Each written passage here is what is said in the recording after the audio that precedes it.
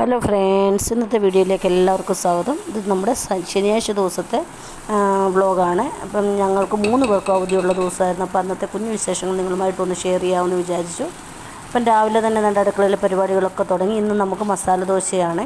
അതുപോലെ രാവിലെ തന്നെ രാത്രിയിലൊക്കെ നല്ല മഴയായിരുന്നു. രാവിലെ നല്ലൊരു വെയിലുറച്ച് വരുന്നുണ്ട്. അപ്പം കുറേ ദിവസമായിട്ട് നമ്മൾ അവധിയൊന്നും ഇല്ലായിരുന്നു. അപ്പം നമ്മുടെ കുറേ കുരുമുളകൊക്കെ ഇങ്ങനെ കുരുമുളക് പിടിച്ചിട്ടുണ്ട്. അപ്പോൾ അത് കിളിയൊക്കെ നന്നായിട്ട് കൊത്തിക്കൊണ്ട് പോകുന്നുണ്ട്. അപ്പോൾ ഇന്ന് വെയിൽ ഉറയ്ക്കുവാണെങ്കിൽ അതൊക്കെ എടുക്കണമെന്നുള്ളൊരു ഇതോടുകൂടിയാണ് രാവിലെ പരിപാടികൾ തുടങ്ങിയിരിക്കുന്നത്. അപ്പോൾ മസാല ദോശ ഉണ്ടാക്കി അതിൻ്റെ ബാക്കി വന്നത് പിന്നെ ഞാൻ ദോശയായിട്ട് എടുത്തു. ആദ്യം തന്നെ ഞാൻ അടുക്കളയിൽ രാവിലത്തെ ബ്രേക്ക്ഫാസ്റ്റിൻ്റെ പരിപാടി എല്ലാം കഴിഞ്ഞ് നമ്മുടെ പാവയ്ക്ക് അച്ചാറിടാൻ വേണ്ടി അത് ഉണക്കിയിട്ട് അച്ചാറിടാവുന്നതുകൊണ്ടാണ്. അപ്പം കയ്പില്ലാതെ ഞാൻ ഇത് മിക്കപ്പോഴും ഞാനിപ്പം പാവയ്ക്ക മേടിക്കാറുണ്ട്. അപ്പം ആദ്യം ഉപ്പും മഞ്ഞൾ പൊടിയും ഇട്ട് അതിന് 1-2 മണിക്കൂർ ഇങ്ങനെ വെള്ളത്തിൽ കുത്തി വെക്കും. അപ്പം ലേശം അതിന് കയ്പ്പ് തോന്നാറില്ല. അങ്ങനെയാണ് ഞാനിപ്പോൾ എടുക്കുന്നത് പാവയ്ക്ക.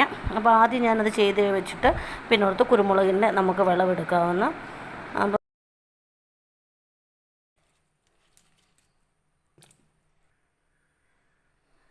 ഇതെല്ലാം അതുപോലെ നല്ല വെള്ളം മൂവത്തക്ക രീതിയിൽ ഇട്ട് കൊടുത്തിട്ടുണ്ട്. ഇത് 1-2 മണിക്കൂർ നമുക്കിതുപോലെ വെച്ചിരിക്കാം. അതിന് ശേഷം നമുക്കിതിൻ്റെ 2-3 പ്രാവശ്യം കഴുകി എടുത്തിട്ട് വെള്ളം പോകാനായിട്ട് ഒരു കിഷപ്പാത്രത്തിൽ വെച്ച് വെക്കാം. പിന്നെ ഞാനിത് ഇന്ന് നല്ല വെയിലുണ്ട്. അപ്പോൾ കുറച്ച് നേരം അത് വെയിലത്തിട്ടൊന്ന് വാട്ടിയെടുത്ത ശേഷം അച്ചാറിടാനാണ് ഉദ്ദേശിക്കുന്നത്. വെയിലില്ലെങ്കിൽ നമ്മൾ അരിഞ്ഞ് വെള്ളമെല്ലാം ഒന്ന് വാലയായി കഴിയുമ്പോഴത്തേന് നമുക്ക് അച്ചാറിടാവുന്നതാണ്. അപ്പം നമ്മുടെ കുരുമുളക് നമുക്കിത് പഞ്ചായത്തിൽ നിന്ന് കിട്ടിയതായിരുന്നു. കുരുമുളക് എന്ന് പറഞ്ഞ് 50 രൂപ നിരക്ക് കിട്ടിയതാണ്. അത് ഞാൻ ആദ്യം കൊണ്ടുവന്ന് ഉടനെ തന്നെ നമ്മൾ ഈ ഗ്രോ ബാഗിലോട്ട് മാറ്റിയില്ലായിരുന്നു. അത് കുറച്ച് ദിവസം നമ്മൾ അവിടെ മാറ്റി വെച്ച് അത് കഴിഞ്ഞ് അതൊക്കെ ഗ്രോ ബാഗ് എല്ലാം ഒന്ന് സെറ്റായ ശേഷമാണ് നമ്മളത് ഗ്രോ ബാഗിലോട്ട് വെച്ച് ഞാൻ അതിന് കൂടുതലായിട്ട് വളങ്ങളൊന്നും ചെയ്തിട്ടില്ല. നമ്മുടെ പച്ചക്കറി വേസ്റ്റും അതുപോലെ കഞ്ഞിവെള്ളം നേർപ്പിച്ച് ഒഴിച്ചു കൊടുത്തിട്ടേ ഉള്ളൂ. അത് നന്നായിട്ട് ഇതെല്ലാം പിടിച്ചിട്ടുണ്ടായിരുന്നു. പക്ഷേ പകുതിയും കിളികളെല്ലാം കുത്തിക്കൊണ്ട് അങ്ങ് പോവുകയും ചെയ്തു. ഇങ്ങനെ ഒരു വൈകുന്നേരവും രാവിലെയും സമയമാകുമ്പോൾ കുറേ കിളികൾ കൂട്ടത്തോടെ വരും. എന്നിട്ട് ഇങ്ങനെ കുത്തിപ്പറിച്ചങ്ങ് തിന്നുകയും ചെയ്യും. ഒടിച്ചാലിട്ടത് പോവുകയില്ല. അങ്ങനെ പിന്നെ ഞാനിതാണ്ട് നമ്മുടെ വിളവെടുപ്പെല്ലാം നടത്തി. അപ്പം നമ്മുടെ വെണ്ടയിലും കുറേ വെണ്ടയ്ക്ക ഉണ്ടായിരുന്നു. അതെല്ലാം പറിച്ചെടുത്തു.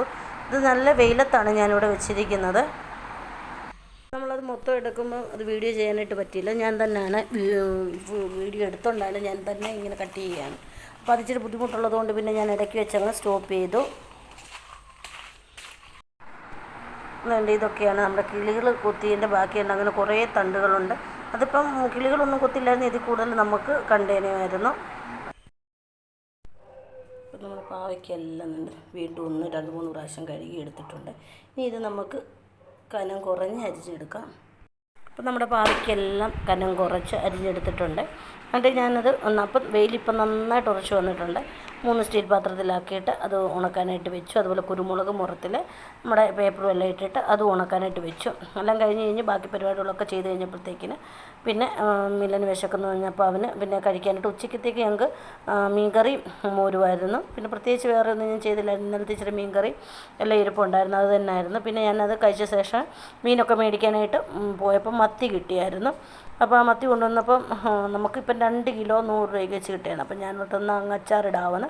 അങ്ങനെ അതെല്ലാം വെട്ടിയെടുത്ത് കഴിഞ്ഞപ്പോൾ കുറച്ച് ഞാൻ കുരുമുളക് ഉണ്ടായിരുന്നല്ലോ, കുരുമുളക് കറി വെക്കാവുന്നതുകൊണ്ട് കുറച്ച് ഞാൻ അതിന് വേണ്ടി മാറ്റി വെച്ചു. വേണ്ട മസാലകൾ എടുക്കാം. ആദ്യം നമുക്കിത് മസാല പുരട്ടി കുറച്ച് നേരം റെസ്റ്റ് ചെയ്യാനായിട്ട് വെക്കാം. മുളക് പൊടി, മഞ്ഞൾ പൊടി, കുരുമുളക് പൊടി എരിവിൻ്റെ അനുസരിച്ച് എടുത്താൽ മതി. അവരവരുടെ ഇഞ്ചി വെളുത്തുള്ളി പേസ്റ്റ്,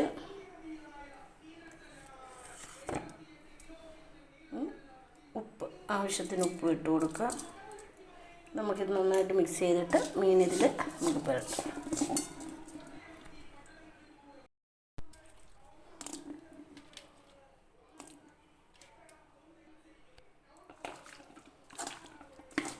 നമ്മുടെ മസാല എല്ലാം നന്നായിട്ട് തേച്ച് കൊടുത്തിട്ടുണ്ട്.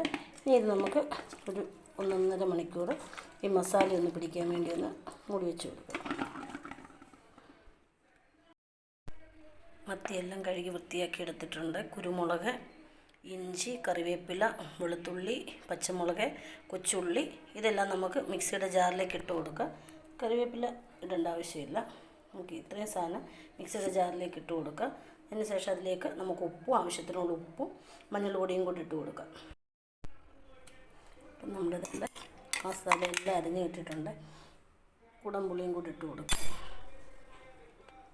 ഇനി അതിന് വേണ്ട ഉപ്പിട്ടാണല്ലോ നമ്മൾ ഓൾറെഡി അരച്ചിരിക്കുന്നത്. അപ്പോൾ ഉപ്പിൻ്റെ ആവശ്യമില്ല. ഇനി നമുക്ക് ഒന്ന് വെന്ത ശേഷം ഉപ്പ് നോക്കിയിട്ട് ഇട്ട് കൊടുക്കുക. ഇനി കറിവേപ്പിലയും കൂടി ഇതിലേക്ക് ഇട്ട് കൊടുക്കാം.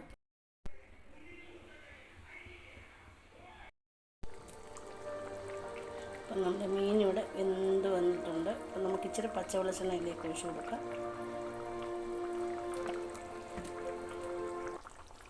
നമുക്ക് ഗ്യാസ് ഓഫ് ചെയ്ത് കൊടുക്കാം.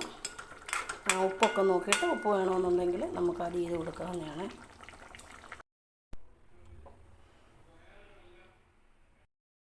അപ്പം നമ്മുടെ മീനെല്ലാം ഇനി നമുക്ക് വറുത്തെടുക്കാം. അപ്പം നമ്മുടെ മീനെല്ലാം എൻ്റെ കൂടെ വറുത്ത് കോരിയിട്ടുണ്ട്. അതിന് വേണ്ട സാധനങ്ങൾ ഇഞ്ചി, വെളുത്തുള്ളി, പച്ചമുളക്, കറിവേപ്പില. അപ്പം നമ്മളത് എൻ്റെ കൂടെ ഒരു ചട്ടി വെച്ച് കൊടുത്തിട്ടുണ്ട്. അതിലേക്ക് നമുക്ക് ആവശ്യത്തിനുള്ള എണ്ണ ഒഴിച്ച് കൊടുക്കാം. അപ്പം നമ്മുടെ എണ്ണ ചൂടായി വരുമ്പോൾ അതിലേക്ക് ചെറിയൊരു കഷ്ണം കായമാണ് ഞാൻ ഉപയോഗിക്കുന്നത്. അതുകൊണ്ട് കായമാണ്. കായപ്പൊടിയാണെങ്കിൽ നമ്മുടെ മുളക് പൊടിയുടെ കൂടെ ഒക്കെ ഇട്ട് കൊടുത്താൽ മതി. ഇതാദ്യം ഒന്ന് മൂപ്പിച്ചെടുക്കാം. അപ്പം നമ്മുടെ കായ ഇവിടെ മൂത്ത് വന്നിട്ടുണ്ട്. ഇനി അത് കോരിയെടുക്കാം. ഇനി നമുക്കതിലേക്ക് ഇഞ്ചിയും വെളുത്തുള്ളി, നമ്മളിതിലേക്ക് ഇഞ്ചി, വെളുത്തുള്ളി, പച്ചമുളക് നന്നായിട്ട് ഇതൊന്ന് മൂപ്പിച്ചെടുക്കാം. ഇനി ഇതിലേക്ക് ഒരു തണ്ട് കറിവേപ്പില ഇട്ട് കൊടുക്കാം.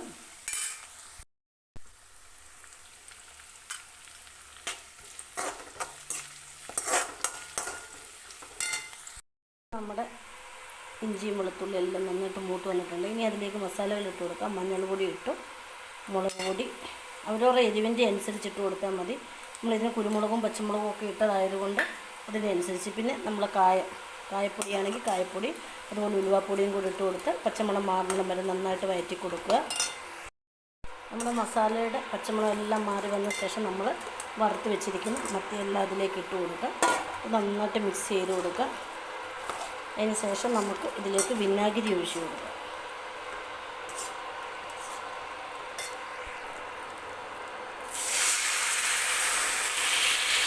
നമ്മൾ വിനാഗിരി ഒഴിച്ച് കൊടുത്തിട്ടുണ്ട്. ഇനി നന്നായിട്ട് നമുക്ക് ഇതൊന്ന് മിക്സ് ചെയ്യുക. നമ്മുടെ മീനച്ചാറെല്ലാം ഇവിടെ റെഡിയായി. അപ്പോഴത്തേക്കിന് ഭയങ്കര മഴ, ഇടി എല്ലാം തുടങ്ങിക്കഴിഞ്ഞു കഴിഞ്ഞു. അപ്പോൾ ഇന്നത്തെ ഈ കുഞ്ഞു വീഡിയോ നിങ്ങൾക്ക് ഇഷ്ടമായെങ്കിൽ ലൈക്ക് ചെയ്യാനും നിങ്ങളെ സപ്പോർട്ട് ചെയ്യാനും മറക്കരുത്. അതുപോലെ സബ്സ്ക്രൈബ് ചെയ്യാനും മറക്കരുത്. മറ്റൊരു വീഡിയോയിലേക്ക് കാണുന്നത് വരെ thank you for watching. Bye bye.